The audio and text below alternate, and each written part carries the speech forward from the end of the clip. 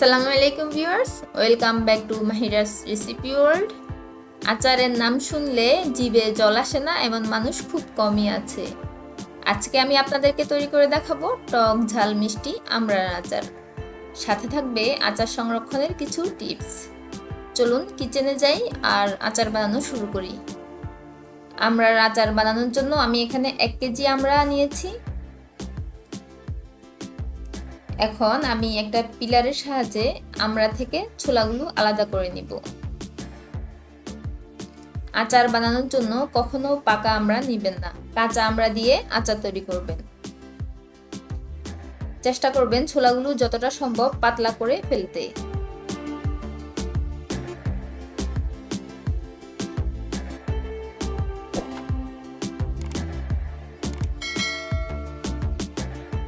আমি সবগুলো আমড়া থেকে ছোলাগুলো আলাদা করে নিয়েছি।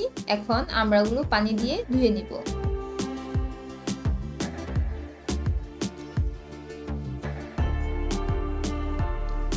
আমড়াগুলো ধুয়ে নিয়ে এসেছি। এখন একটা কিচেন টিস্যু দিয়ে আমড়া থেকে পানিগুলো মুছে নিব।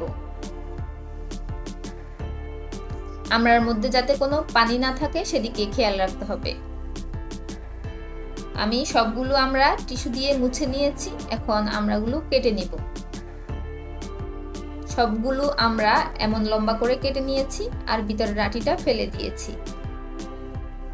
কেটে রাখা আমড়াগুলোর মধ্যে স্বাদমতো লবণ দিয়ে দিচ্ছি। 1 চা চামচ হলুদের গুঁড়ো দিয়ে দিচ্ছি। মরিচের গুঁড়ো দিয়ে দিচ্ছি 2 চা চামচ। এখন সবকিছু হাত দিয়ে ভালোভাবে মিশিয়ে নিব। ঝালের পরিমাণটা আপনারা আপনাদের স্বাদমতো দিয়ে নেবেন। সবকিছু মাখিয়ে বাটিটা এক সাইডে রেখে দিচ্ছি।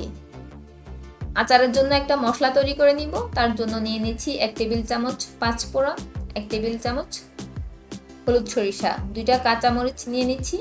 এখন সবকিছু ব্লেন্ড করে নিব। আমি মশলাটা ব্লেন্ড করে নিয়েছি, আপনারা চাইলে পাটায় বেটে নিতে পারেন। চুলায় একটা প্যান বসিয়ে 1 কাপ সরিষার তেল দিয়ে দিচ্ছি। তেলটা খুব ভালোভাবে গরম করে 1/2 চা চামচ পাঁচফোড়ন দিয়ে দিলাম। এখানে আমি 2 টুকরো দারচিনি, 2টা তেজপাতা, 2টা সবুজ এলাচ আর 2টা শুকনো মরিচ নিয়েছি। এগুলো এখন গরম তেলে দিয়ে দিব।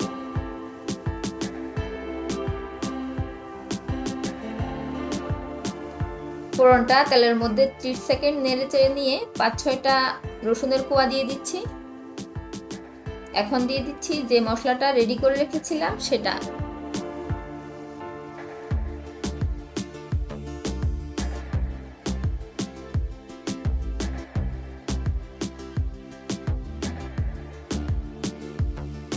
মশলাটা তেলের মধ্যে 2 মিনিটের মতো ভেজে নিয়ে দিয়ে দিচ্ছি 1/2 টেবিল চামচ রসুন বাটা আর দিয়ে দিচ্ছি 1 চা চামচ আদা বাটা।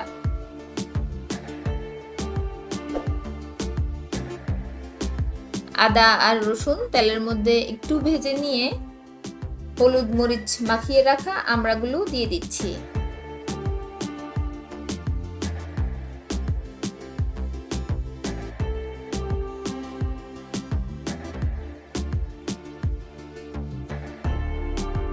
আমড়াগুলো মশলার সাথে খুব ভালোভাবে মিশিয়ে নিব।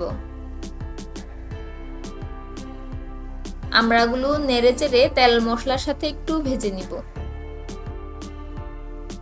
আমড়াগুলো 10 মিনিট রান্নার পর 1/3 কাপ চিনি দিয়ে দিচ্ছি। 1/4 কাপ ভিনেগার দিয়ে দিচ্ছি।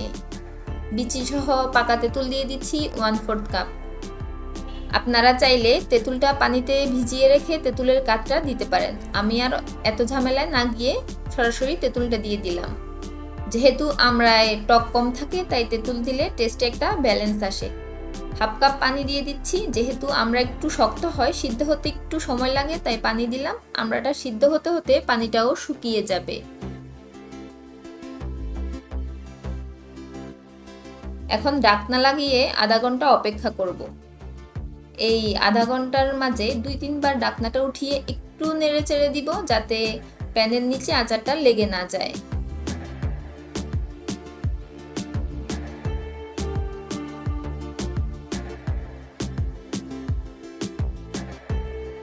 আধা ঘন্টা পর ফিরে আসলাম। আচার থেকে পানিটা প্রায় শুকিয়ে গিয়েছে। এখন আর ঢাকনাটা দিব না, নেড়েচেড়ে অল্প আঁচে 5 মিনিট রান্না করব, আচারটা ছেড়ে তেলটা উপরে উঠে আসা পর্যন্ত।